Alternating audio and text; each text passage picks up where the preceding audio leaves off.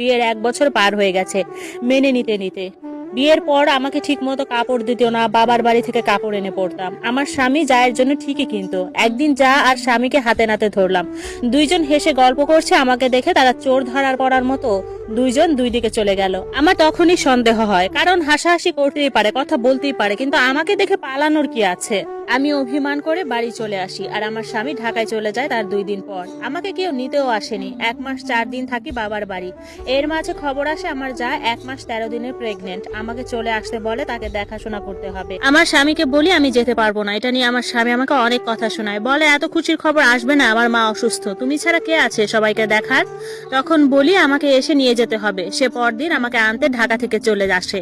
আর তার 5 দিন আগে থেকেই আমার অনেক জ্বর। সে বাড়ি যায়নি, ফোন দিল আমার বাড়ি আসো, একবার বলতেও না তোমার জ্বর কমছে কিনা। তারপরও আমি কিছু বলিনি, বাড়ি চলে আসি। আমার যা ডাক্তারের কাছে গেছে, ডাক্তার আলট্রা দিছে করাবে। আমার স্বামী রাগ করে বলে সকাল সকাল আসলে আমিও যেতে পারতাম।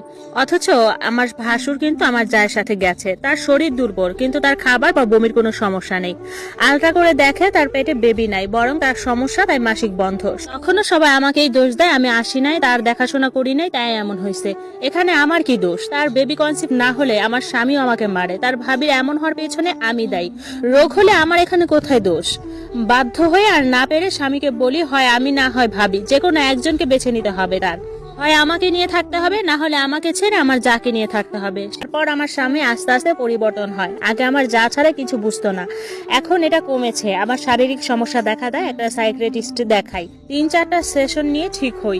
গাইনি ডাক্তার দেখাই, কোনো রোগ ধরা পড়ে না। আমার স্বামী এখন আমাকে খুব ভালোবাসে, বিশ্বাস করে, সময় দেয়, আশেপাশে ঘুরতে নিয়ে যায়। কিন্তু আমার শরীর আস্তে আস্তে খারাপই হতে থাকে। আমি তখনও বুঝি নাই যে আমার বড় যা আমাকে কালো জাদু